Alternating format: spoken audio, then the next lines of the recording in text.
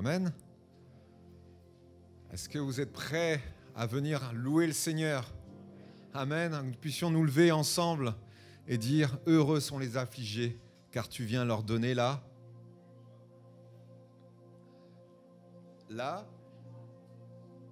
joie. » Amen. On peut se lever ensemble. Alléluia.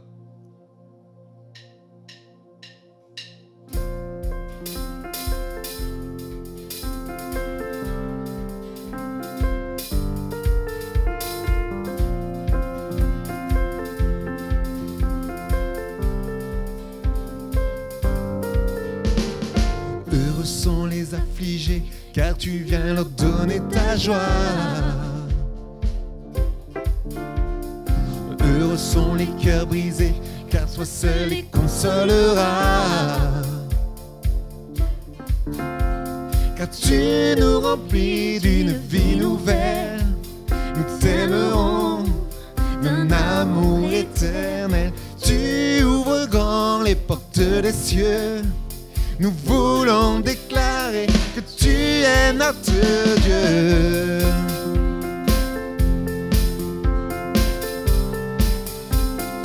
Tu es notre Dieu.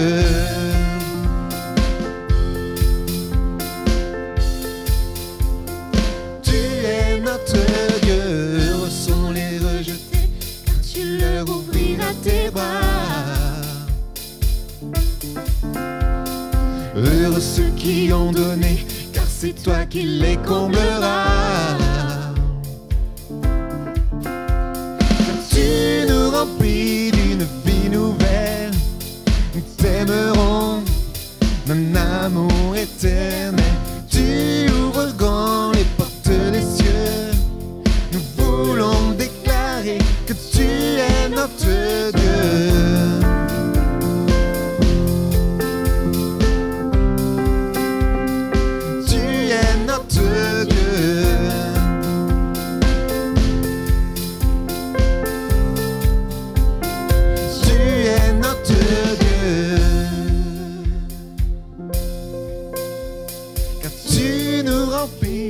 Une vie nouvelle, nous t'aimerons d'un amour éternel.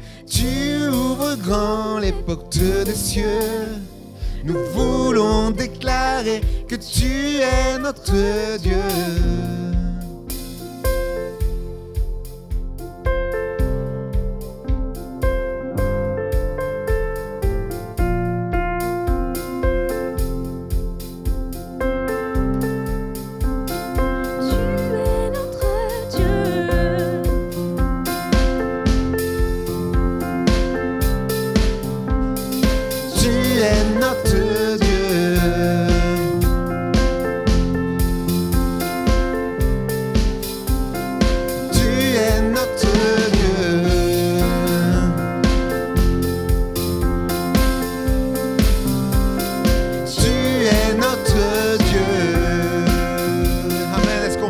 Seigneur, alléluia.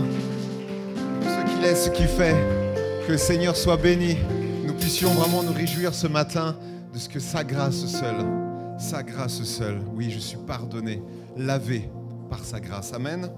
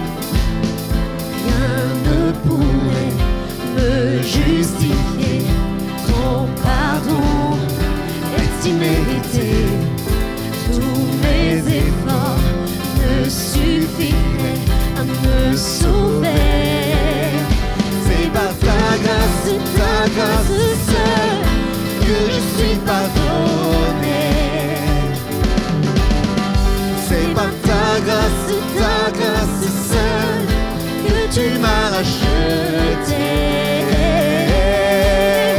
Oh, oh, merci pour la croix, ton amour pour moi. Oh, oh, ta grâce ne faillit pas. Oh, merci pour la croix, ton amour pour moi. Oh, ta grâce ne faillit pas. Ta grâce justifie, ta grâce m'affranchit, ta grâce purifie, ta grâce m'offre la vie, ta grâce m'a sauvé, ta grâce m'a pardonné, ta grâce m'a comblé, ta grâce m'a libéré, ta grâce justifie, ta grâce m'affranchit, ta grâce purifie, ta grâce m'offre la vie, ta grâce m'a sauvé, ta grâce m'a pardonné, ta grâce m'a comblé, ta grâce m'a libéré, ta grâce justifie, ta grâce m'affranchit, ta grâce purifie, ta grâce m'offre la vie, ta grâce m'a sauvé, ta grâce m'a pardonné, ta grâce m'a comblé, ta grâce m'a libéré. Merci pour la croix, ton amour pour moi. Oh, oh, oh. Ta grâce ne faillit pas. Oh, oh, oh. Merci pour la croix, ton amour pour moi. Oh, oh, oh. Ta grâce ne faillit pas.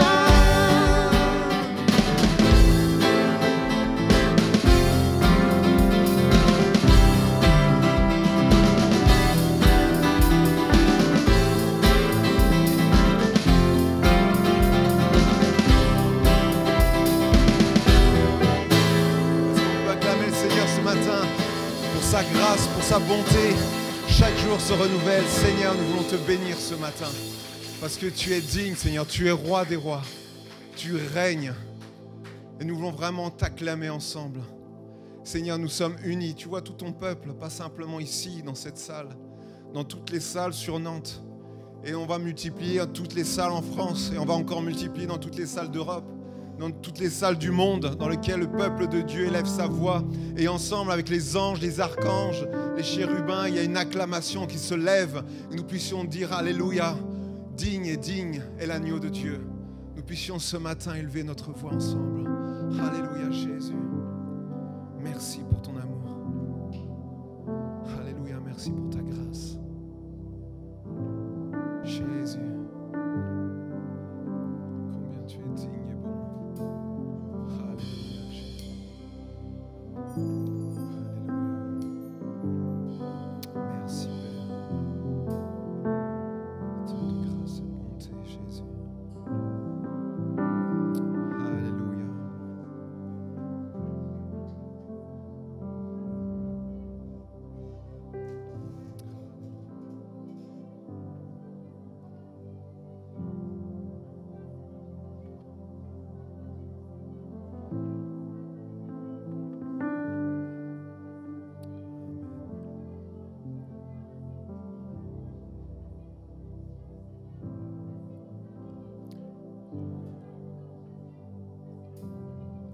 Alléluia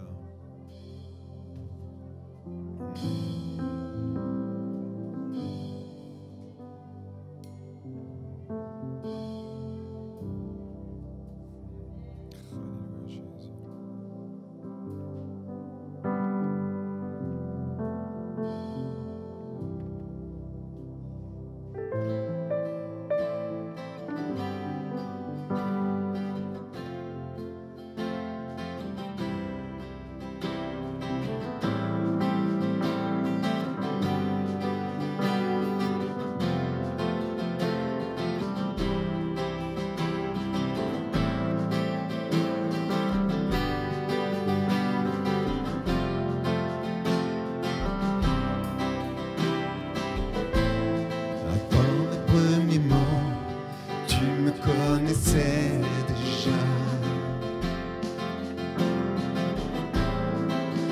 tu es si bon envers moi.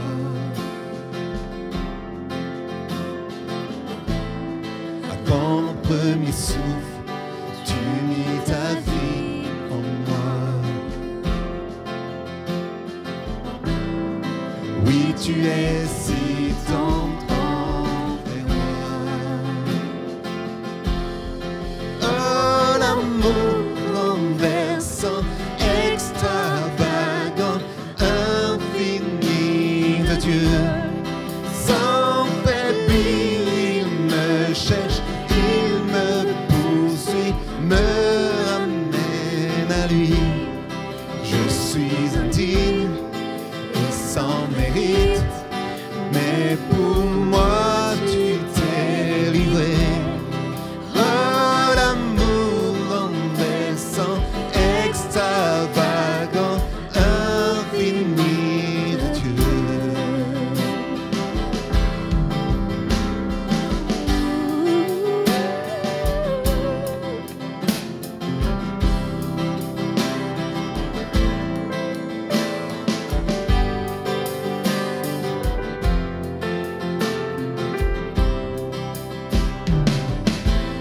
Je te rejetais, sans relâche tu m'aimais.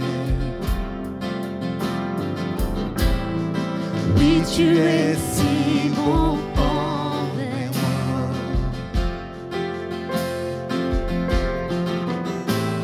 Je me sentais vain, tu m'as offert la gloire. Oui, tu es si tendre envers moi. Oh, l'amour renversant, extravagant, infini de Dieu. Sans faiblir, il me cherche, il me poursuit, me ramène à lui. Je suis indigne et sans mérite, mais pour moi tu t'es livré. Oh, l'amour renversant, extravagant, infini de Dieu.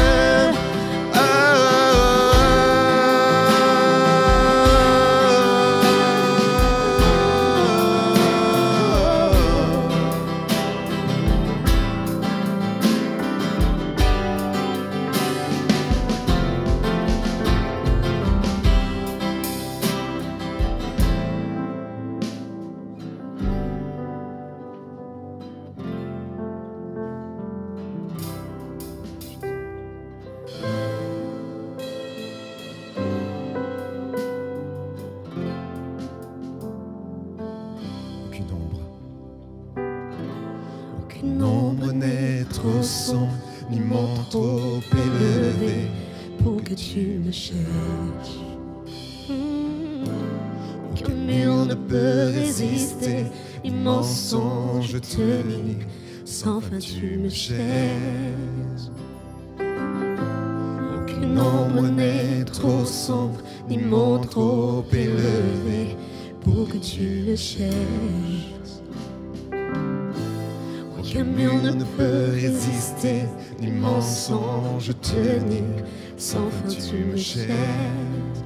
Aucune ombre n'est trop sombre, ni mont trop élevé pour que tu le cherches.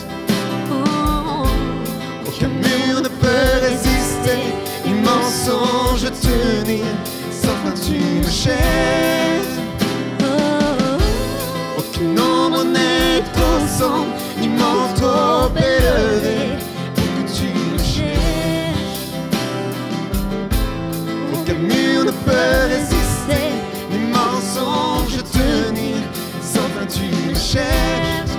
Oh, l'amour renversant, extravagant, infini de Dieu. Sans faiblir, il me cherche, il me poursuit, me ramène à lui. Je suis indigne et sans mérite,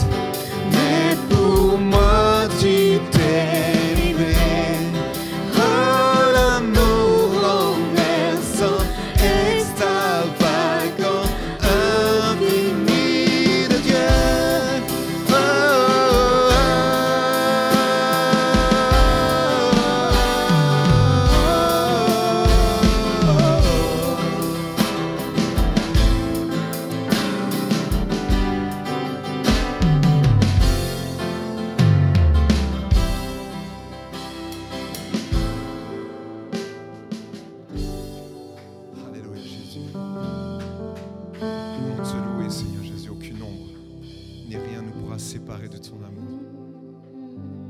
Rien. Seigneur, nous déclarons, Seigneur, ce matin que nous sommes enfants de Dieu. Je suis enfant de Dieu. Combien un père et une mère s'occupent merveilleusement bien de son enfant, combien plus forte raison, toi, Père céleste, Papa tout-puissant, tu prends soin de nous. Seigneur, tu as le meilleur médicament. Tu as le meilleur compte en banque qui existe. Tu as surtout le meilleur avenir pour nous, Seigneur, qui est en toi. Nous t'adorons, Jésus, ce matin. Je suis enfant de Dieu. Alléluia. Béni soit ton nom, Jésus. Alléluia.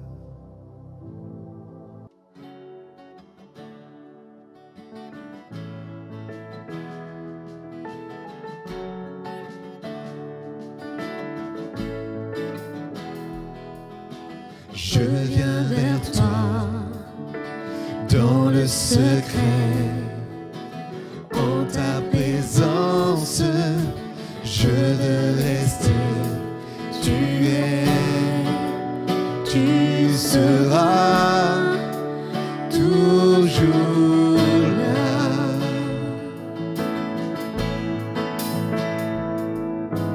Tout contre toi.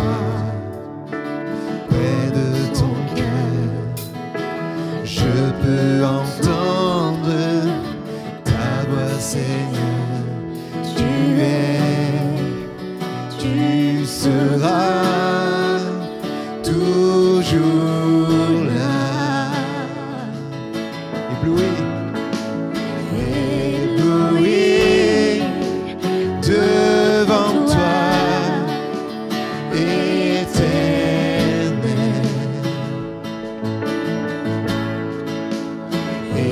Ébahi par l'amour de ton ciel.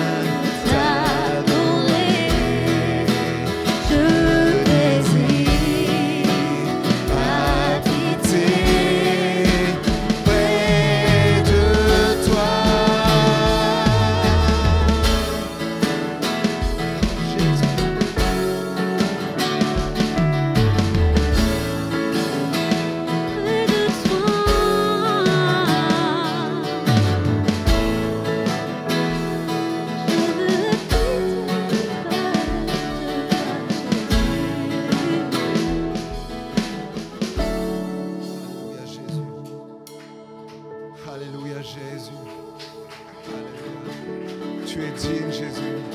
Alléluia. Nous sommes éblouis devant toi, Jésus. Alléluia. Tu es ma lumière, Jésus. Digne-tu, Jésus. Digne-tu, Jésus.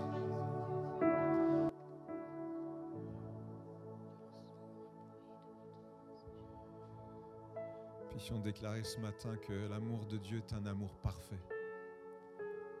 Ne doute pas, mon frère et ma sœur, de l'amour de Dieu qu'il a pour toi.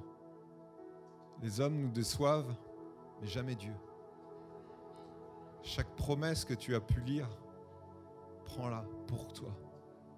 Prends-la pour toi. Si elle ne s'accomplit pas, attends. Attends, Dieu ne ment pas. Et on pourra se réjouir dans quelques semaines, dans quelques mois, dans quelques années. Et tu diras, mon Dieu est bon, mon Dieu est grand.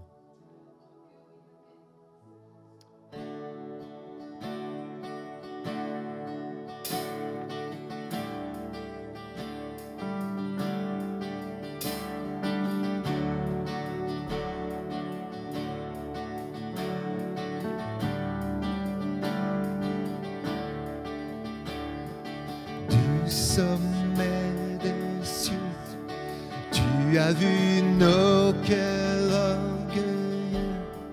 Nous étions loin, perdus dans l'ombre du péché. Ton cœur a saigné face à nos vies emprisonnées. Tu es venu nous redonner ta liberté. Tu as changé l'histoire, donné ta vie, tracé la voie, écrit notre histoire, tout accompli, rendu l'espoir.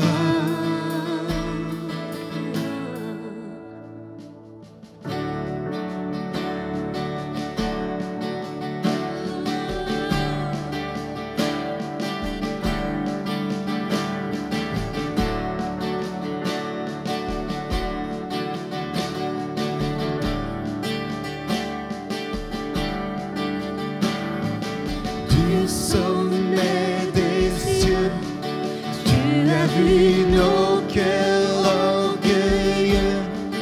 Nous étions loin, perdus dans l'ombre du péché. Ton cœur a saigné face à nos vies emprisonnées. Tu es venu nous redonner ta liberté. Tu as changé l'histoire, donné ta vie, tracé la voie, écrit notre histoire, tout accompli, rendu l'espoir. Tu as changé l'histoire, donné ta vie, tracé la voie, écrit notre histoire, tout accompli, rendu l'espoir.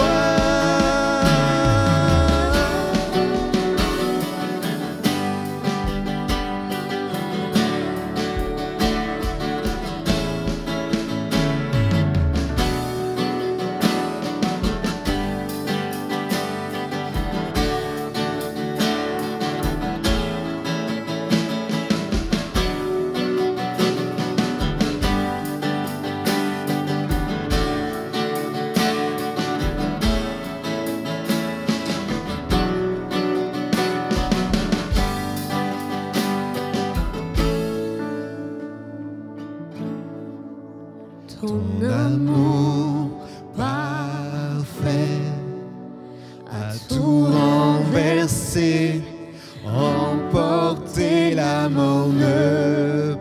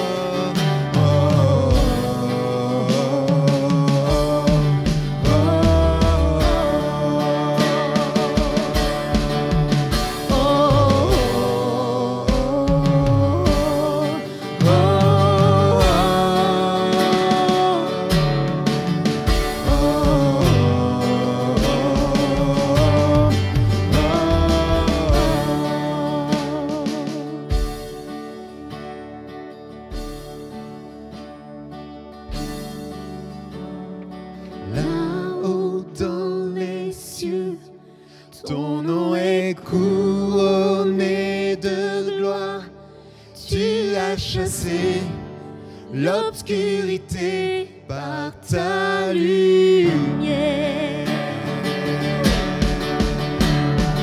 Ici dans ce lieu, nos voix célèbrent ta victoire. Tu t'es offert, unissant le ciel et la terre. Ton amour parfait a tout renversé, emporté la mort ne pouvait gagner. Ton amour parfait a tout supporté, surpassé, rien ne pouvait t'arrêter. Rien ne pouvait t'arrêter. Rien ne pouvait t'arrêter.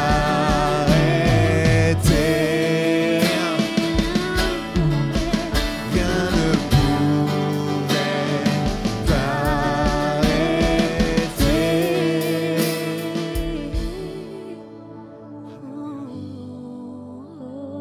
Ensemble, que nous puissions l'adorer. Jésus, parfum de bonne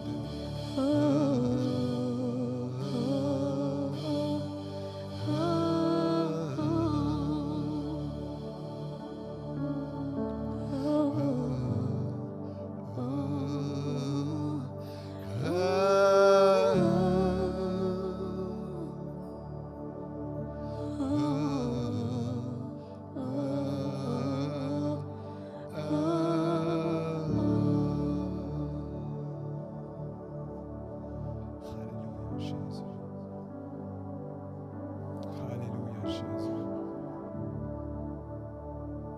Ton amour parfait à la croix, Jésus.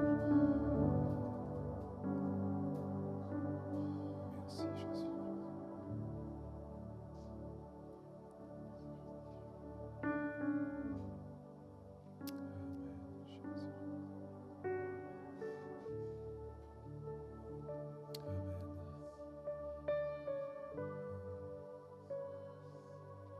Seigneur Jésus, merci pour ta présence.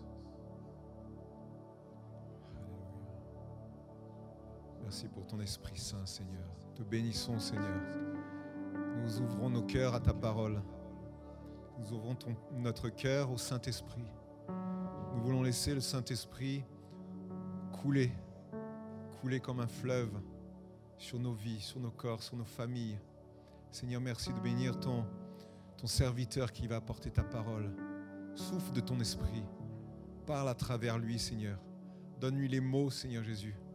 Donne-lui les paroles, Seigneur, que tu as confiées à son cœur. Merci, Père. Toi la gloire. Amen.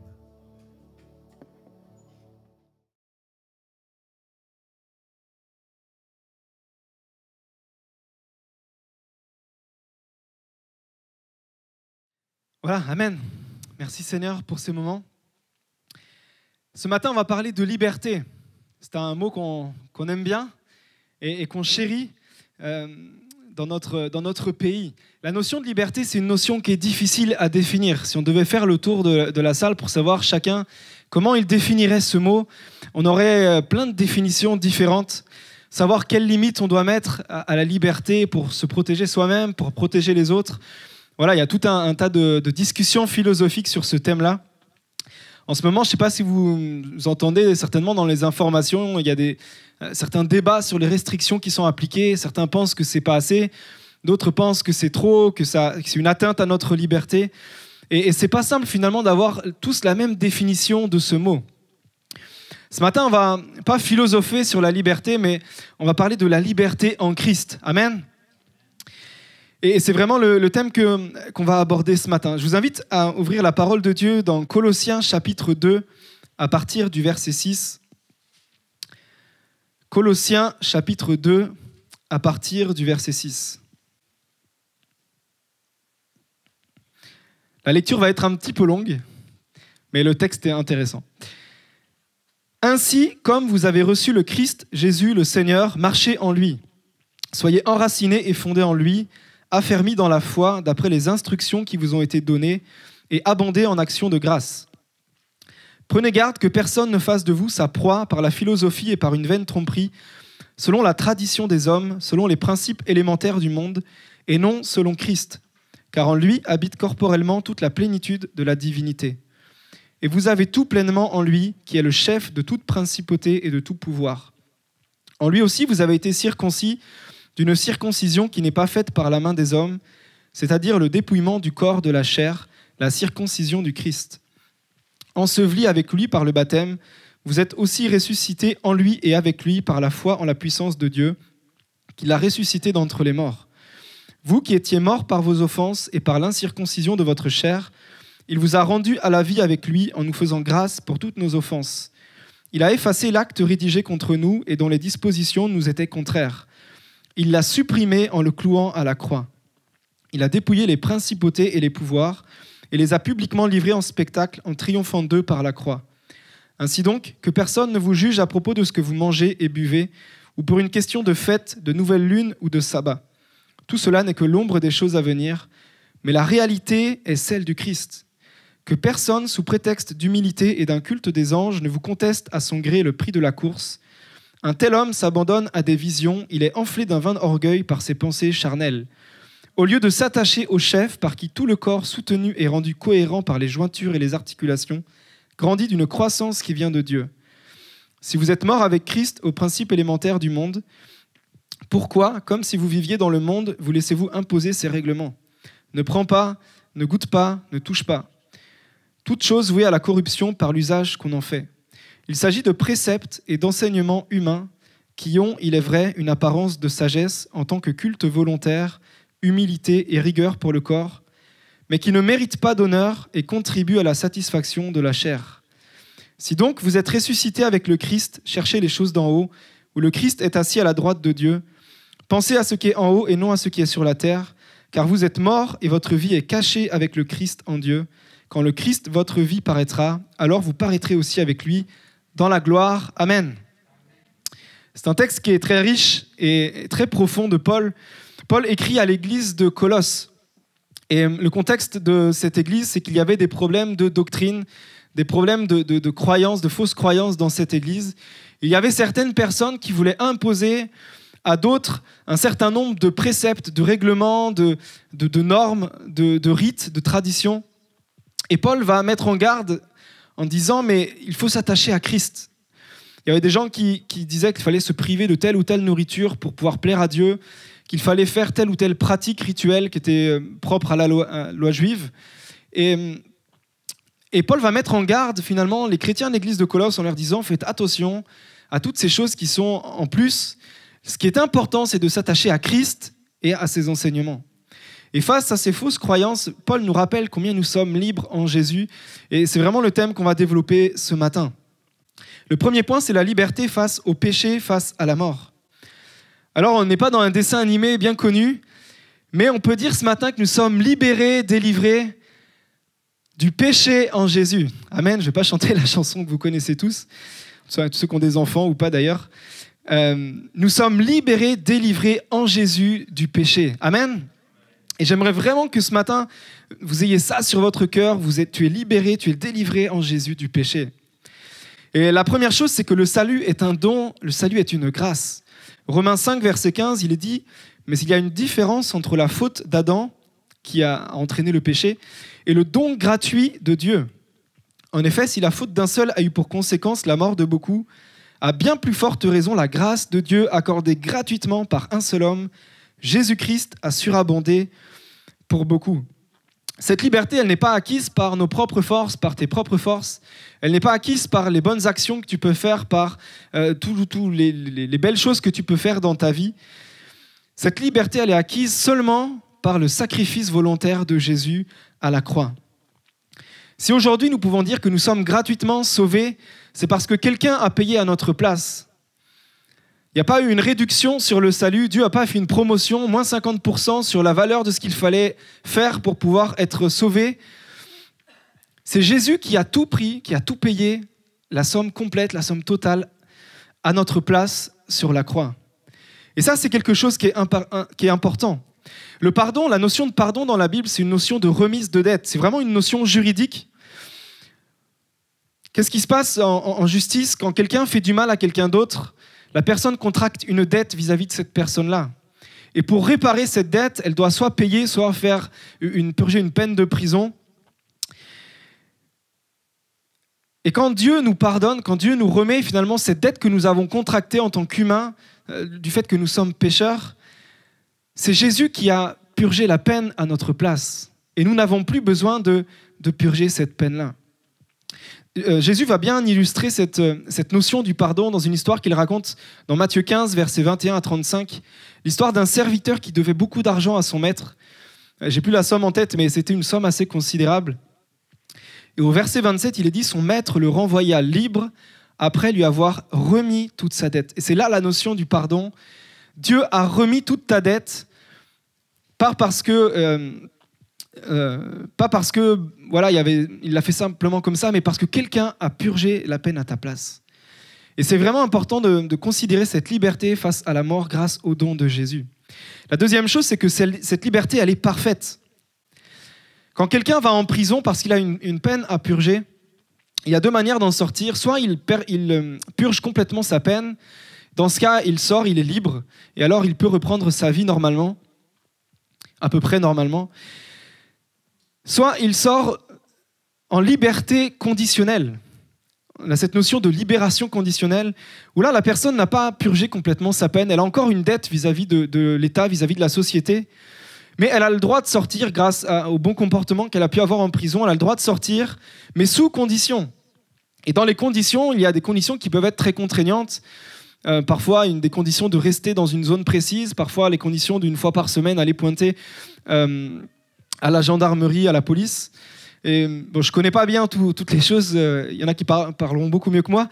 Mais en tout cas, il y a des conditions. Et certains chrétiens vivent leur salut comme s'ils étaient en libération conditionnelle. Comme si, à tout moment, ils pouvaient retourner en prison, ils pouvaient ne plus être sauvés.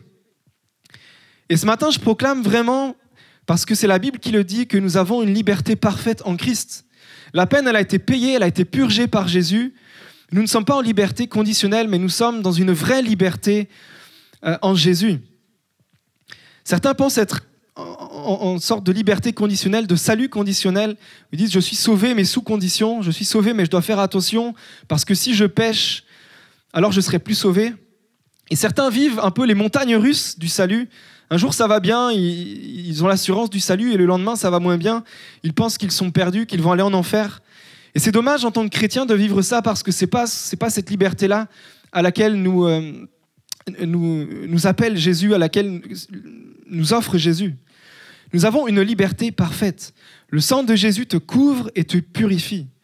1 Corinthiens 11, 25, il est dit « Cette coupe est la nouvelle alliance en mon sang. » Dans le sang de Jésus. Bien sûr, cette nouvelle alliance, elle comporte quelques responsabilités pour nous chrétiens.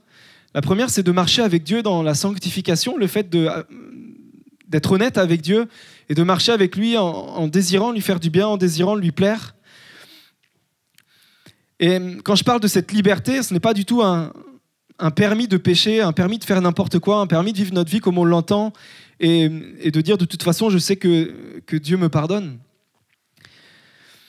Mais arrêtons également de vivre dans la culpabilité permanente, dans la peur de faire un faux pas, dans la peur de perdre l'approbation de Dieu, dans la peur de perdre son salut au moindre pas qu'on fait, au moindre faux pas qu'on fait, à la moindre petite chose qu'on fait. Jésus nous rend libres. Et ça, c'est vraiment quelque chose que j'aimerais laisser sur votre cœur ce matin. La troisième chose, c'est que cette liberté, elle est également vis-à-vis des jugements et des regards accusateurs des autres. Jésus va donner des enseignements importants lorsqu'il va avoir son ministère sur terre. Et on trouve dans Luc chapitre 6, verset 37, ces paroles de Jésus. « Ne vous posez pas en juge d'autrui, et vous ne serez pas vous-même jugés. Gardez-vous de ne pas condamner les autres. » Et au verset 41, « Pourquoi vois-tu les grains de sueur dans l'œil de ton frère, alors que tu ne remarques pas la poutre qui est dans le tien ?» C'est important ce que dit Jésus. Il dit deux choses. La première, c'est de ne pas juger, de ne pas condamner les autres. Et la deuxième, c'est de regarder d'abord à notre cœur, d'abord à notre vie, plutôt que de regarder aux autres. Et j'aime bien cette version, la version Summer, qui dit pourquoi vois-tu les grains de sueur? Souvent, dans d'autres versions, la version seconde, on a plus l'habitude d'entendre, il est dit pourquoi regardes-tu la paille dans l'œil de ton frère plutôt que la poutre qui est dans le tien? Et j'aime bien ce terme, les grains de sueur. Pour ceux qui ont une cheminée et qui doivent rentrer du bois, ou pour ceux, s'il y a des menuisiers parmi nous qui travaillent avec le bois, les grains de sueur, c'est cette petite poussière de bois qui est encore plus petite que la paille. Mais par contre, quand elle vient dans l'œil, ça nous fait du mal, ça nous gêne. Et on a besoin de laver notre œil. Les grains de sueur, c'est vraiment les choses qui sont toutes petites. Et Jésus nous invite finalement à regarder plutôt à notre vie, plutôt qu'à avoir ces regards accusateurs, ces regards de jugement sur les autres. Et la conséquence de ça, c'est également de ne pas s'attacher au jugement que les autres peuvent avoir sur notre vie. Parce que dans les milieux chrétiens, ça arrive dans certains endroits, pas ici, mais on peut avoir des regards un petit peu accusateurs, des regards de jugement sur les autres, et ça peut faire du mal à quelqu'un qui reçoit ces choses-là. Qu'on puisse s'attacher simplement au regard de Jésus. Vis cette liberté face au péché, mais également cette liberté face au jugement des autres. Jésus a été très sévère avec les pharisiens qui passaient leur temps à critiquer les disciples, à essayer de trouver les moindres faux pas des disciples, les moindres faux pas de Jésus. Et Jésus va passer son temps à un petit peu remettre en cause les pharisiens, un petit peu leur dire « mais vous n'avez pas compris ce que c'était que la vie avec Dieu, vous n'avez pas compris ce que c'était l'amour, vous n'avez pas compris ce que c'était ce que Dieu attendait de nous, des uns et des autres. »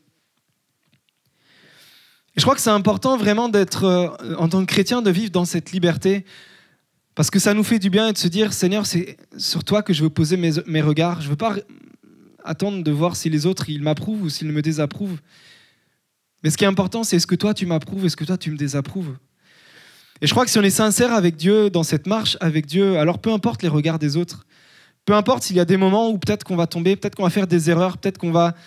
Parce que ça arrive, on est tous humains. Ce qui est important, c'est notre sincérité avec Dieu. Je vais relire le texte d'introduction, quelques versets, Colossiens 2, versets 12 à 14. « Vous êtes aussi ressuscités en lui et avec lui. Il vous a rendus à la vie avec lui en nous faisant grâce pour toutes nos offenses. Il a effacé l'acte rédigé contre nous. » On retrouve la notion juridique, l'acte qui a été rédigé contre nous et dont les dispositions nous étaient contraires. Il l'a supprimé en le clouant à la croix. Dieu a supprimé le jugement en le clouant à la croix. L'image, elle est très très forte. Amen. Alors saisis vraiment cette liberté par rapport au péché, par rapport au regard des autres. La deuxième chose, c'est la liberté face aux traditions, face à la religion et face au système religieux. C'est aussi une autre liberté qui nous est offerte au travers du sacrifice de Jésus à la croix. Et ça ressort très bien dans ces lettres de Paul. La première chose, c'est ce que nous dit Paul, c'est par rapport aux rites, par rapport aux règles, qu'on peut mettre en plus de ce qu'a enseigné Jésus. Colossiens chapitre 2, verset 16. « Ainsi donc que personne ne vous juge à propos de ce que vous mangez ou buvez, pour une question de fête, de nouvelle lune ou de sabbat. » Et au verset 20, « Si vous êtes morts avec Christ aux principes élémentaires du monde, pourquoi, comme si vous viviez dans le monde, vous laissez-vous imposer ces règlements ? Ne prends pas, ne goûte pas, ne touche pas. » Jésus a été le premier à montrer qu'il fallait s'attacher d'abord à Dieu plutôt qu'à toute la tradition, tout le système religieux, toutes les choses que les hommes pouvaient mettre en place en plus et qui étaient souvent contraignants. Jésus, il va faire des choses au cours de son ministère qui vont choquer les pharisiens, qui vont être peut-être graves par rapport à la loi juive. Il va faire des guérisons le jour du sabbat. Ses disciples vont manger des pains consacrés. Il va vraiment y avoir des choses qui sont choquantes finalement pour le système religieux qui était en place. Et c'est ce qui va conduire d'ailleurs les pharisiens à vouloir la mort de Jésus et à vouloir l'accuser. Ils ont été choqués alors que Jésus leur rappelait finalement la liberté que nous avons en Dieu. Cette liberté, bien entendu, elle est équilibrée. Paul va dire à d'autres occasions « Tout m'est permis, mais tout n'est pas utile ». 1 Corinthiens 6, verset 12, il dira même « Je ne me laisserai pas asservir ». Si tu te sers de cette liberté en Christ pour aller te mettre sous d'autres esclavages, pour aller te mettre sous d'autres influences, alors ce n'est pas la liberté en Christ. Il va dire également, 1 Corinthiens 10, verset 23, « Tout m'est permis, mais tout n'est pas utile, tout n'édifie pas. » Si on se sert de cette liberté pour des choses qui ne nous édifient pas, c'est pareil, c'est mal utiliser cette liberté que nous avons en Christ.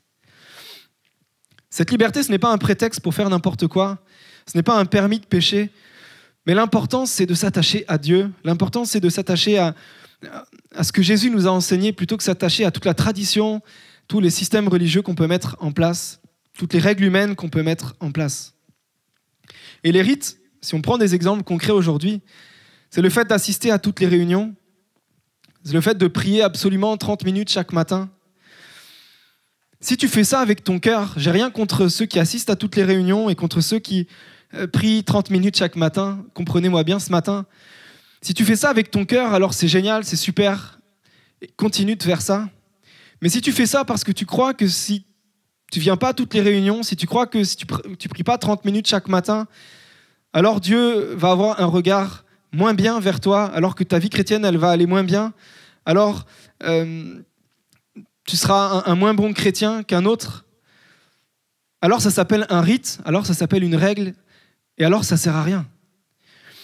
Peut-être prends le temps de prier un petit peu moins, mais avec ton cœur. Peut-être prends le temps de venir à moins de réunions, mais de venir avec ton cœur.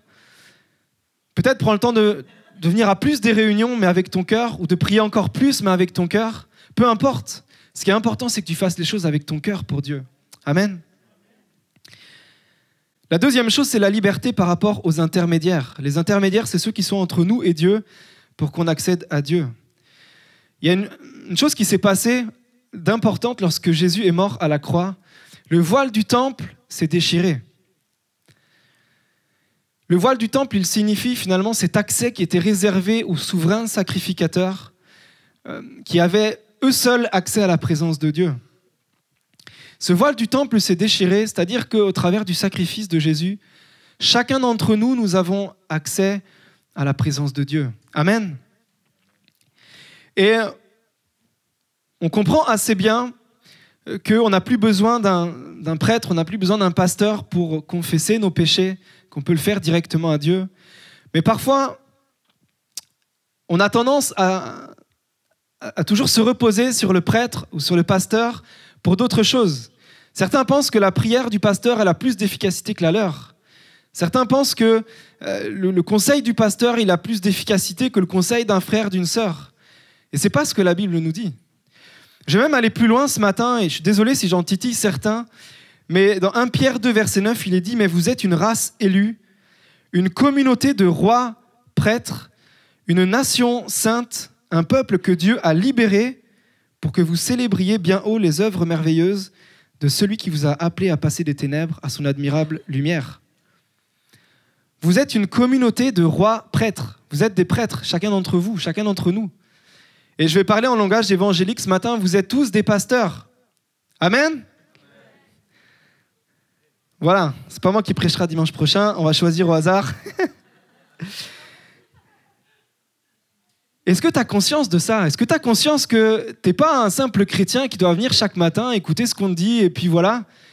Tu es également un pasteur. Toi aussi, tu as part des choses à faire. Toi aussi, tu dois vivre ta vie spirituelle. Tu as une responsabilité de vivre ta vie spirituelle. Et ça, c'est la liberté permise par Jésus, la liberté que nous avons en Christ. Tu n'as plus besoin d'intermédiaire entre toi et Dieu, tu peux t'adresser à lui directement. Alors bien sûr, on vit l'Église, on demande, on partage nos soucis, nos fardeaux, on demande aux frères et sœurs de prier, on demande aux pasteurs de prier.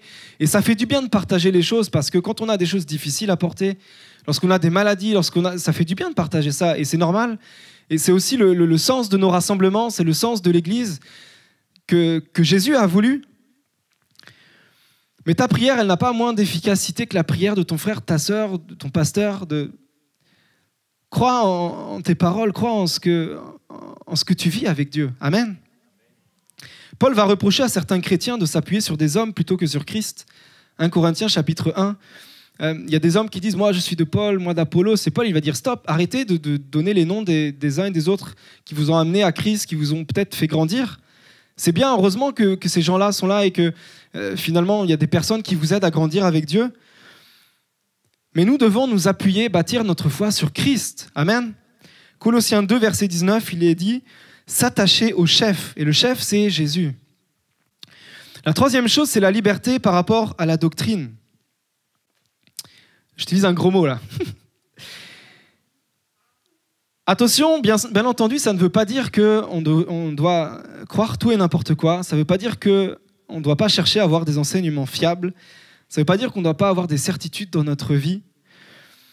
Mais ça dépend du périmètre que l'on donne à ce mot doctrine. Et lorsqu'on brandit le mot doctrine pour figer toute notre foi dans le marbre, alors ça conduit à tout le paysage évangélique qu'on a aujourd'hui avec toutes les dénominations et les guerres qui ont pu avoir dans le passé et qu'il y a encore aujourd'hui, où certains brandissent ce mot-là en disant « la doctrine, c'est ça, il faut croire ça et pas autre chose ». La Bible, elle nous invite à croire, à nous attacher aux enseignements de Jésus. C'est ça, quand la Bible parle des faux docteurs, c'est ceux qui ne s'attachent pas aux enseignements de Jésus. La Bible, oui, elle parle des faux docteurs, elle parle du fait d'être vigilant. Mais la Bible, elle nous parle de nous attacher à ce que Jésus a enseigné, de nous attacher à ce que les apôtres ont transmis des enseignements de Jésus. 1 Jean 2, verset 24, il est dit « C'est pourquoi tenez-vous soigneusement à l'enseignement que vous avez reçu dès le commencement. Si ce que vous avez reçu dès le commencement demeure en vous, vous demeurerez aussi unis au Fils et au Père. » Le but de l'enseignement, il est que nous demeurions unis au Fils et au Père. Et je vais peut-être choquer certains d'entre vous ce matin, mais les premiers chrétiens, ils n'avaient pas la Bible. Ils avaient l'Ancien Testament, et le Nouveau Testament, il s'est construit plusieurs dizaines d'années après. Ils avaient quoi? Ils avaient les enseignements de Jésus, c'est là-dessus qu'ils ont fondé leur foi, et ils avaient ce que les apôtres ont transmis, ce que les disciples ont transmis, de tout ce qu'ils ont pu vivre avec Jésus. 1 Jean 2, verset 27, il est même dit « Quant à vous, l'Esprit dont vous avez été oint par le Christ demeure en vous. Vous n'avez donc pas besoin que l'on vous instruise, car cet Esprit dont vous avez été oint vous enseigne tout. » Alors, je ne suis pas en train de dire qu'il faut arrêter d'écouter les prédications. Je ne suis pas en train de dire qu'il ne faut pas écouter des enseignants, des docteurs, des gens qui expliquent la parole de Dieu. Mais il y a un équilibre à trouver et nous avons, nous, une responsabilité, chacun d'entre nous, dans cette part de compréhension que nous devons avoir par rapport à la parole de Dieu. Je le rappelle, mais l'enseignement reçu dès le commencement, c'est les enseignements de Jésus. Sa mort et sa résurrection à la croix. C'est ça qui est finalement le plus important. Et le Saint-Esprit est là pour nous enseigner, pour nous aider à avancer dans cette compréhension, pour nous aider à comprendre, pour nous aider à avancer avec Dieu. C'est notre responsabilité de chercher à comprendre. C'est notre responsabilité de pas prendre pour argent comptant ce que les prédicateurs disent, ce que vous entendez dans les prédications, mais de le vérifier à travers de la Bible et de dire est-ce que moi je suis d'accord avec ça ou pas? Et cette liberté-là, finalement, nous permet parfois de prendre du recul sur et d'avoir finalement parfois des interprétations qui peuvent être un petit peu différentes. Vous savez, il y a plein de thèmes dans la Bible où les théologiens, qui sont des spécialistes de la Bible, ne sont pas tous d'accord les uns avec les autres. Et quand on les écoute, c'est pas simple de se dire qu'est-ce que je pense du coup, qu'est-ce que moi je crois. Ce qui est important, c'est notre foi en Jésus. Et ensuite, il y a plein de discussions où même Paul va dire, mais arrêtez de discuter de tout ça. Vivez votre foi, partagez l'amour de Dieu, partagez ce que Dieu a fait pour vous, partagez ce que Dieu veut faire dans la vie des autres. Amen. La conclusion de ce deuxième point, c'est que c'est à nous de prendre en main notre foi. C'est à toi de prendre en main ta foi, ta vie spirituelle, ta vie d'église. Ce n'est pas aux autres de te l'imposer, mais c'est vraiment ta responsabilité de vivre ta foi chrétienne pleinement avec Dieu. Amen. Le dernier point que je vais aborder rapidement, c'est comment vivre cette liberté. Est-ce que Dieu nous laisse tout seuls nous débrouiller avec ça en disant « Ok, maintenant tu es libre, fais ce que tu veux, débrouille-toi ». Bien entendu que non. La première chose, c'est que cette liberté, elle est permise par Dieu. Jean 3,16, c'est Dieu qui a envoyé Jésus mourir à la croix pour nous donner cette liberté. Et d'ailleurs, si on regarde à l'origine, lorsque Dieu a créé le monde, lorsque Dieu a créé les hommes, il les a mis dans ce jardin avec une totale liberté. La seule règle qu'ils avaient, c'était de ne pas aller manger du fruit qui était défendu. Mais Dieu a laissé finalement la liberté à l'homme, qui a eu la liberté de pécher et d'entraîner le monde dans la chute. La deuxième chose, c'est que la liberté, elle est en Christ. Colossiens 2, versets 6 et 7. « Ainsi comme vous avez reçu le Christ Jésus le Seigneur, marchez en lui, soyez enracinés et fondés en lui. Et au verset 10, « Et vous avez tout pleinement en lui ». Si tu vis cette liberté hors de Christ, alors ce n'est pas la liberté que Christ veut pour toi. Cette liberté que nous vivons, tout ce que j'ai dit là, c'est valable si nous demeurons en Christ. Amen. Si nous attachons vraiment notre vie en Christ. Et dans le texte qu'on a lu tout à l'heure, il est même parlé d'être caché en Christ, d'être vraiment, de demeurer attaché au Seigneur. Et la troisième chose, c'est que Dieu nous donne le Saint-Esprit pour nous aider à marcher dans cette vie spirituelle. Jésus, il a dit, lorsqu'il est parti, il a dit « Moi, je m'en vais, mais je vous laisse le Saint-Esprit, je vous enverrai le Saint-Esprit qui va lui-même finalement vous enseigner, qui va lui-même finalement mettre sur vos cœurs tout ce que moi je vous ai transmis. » La Bible dit également que nous sommes le temple du Saint-Esprit, que chacun d'entre nous, nous sommes le temple du Saint-Esprit. Nous sommes une habitation du Saint-Esprit. Amen. Et ça, c'est important de savoir, de comprendre, de garder le fait que le Saint-Esprit vit en nous, que c'est lui qui nous guide, que c'est lui qui nous aide, c'est lui qui nous enseigne, c'est lui qui nous aide à comprendre les choses. 2 Corinthiens 3, verset 17, il est dit « Là où est l'Esprit du Seigneur, là règne la liberté. » Amen. 1 Jean 2, verset 27 également, « Cet Esprit dont vous avez été oint vous enseigne tout. » Donc là encore, je ne dis pas qu'il faut plus écouter les prédications. Tout ça, c'est un équilibre. Toujours une question d'équilibre dans la Bible.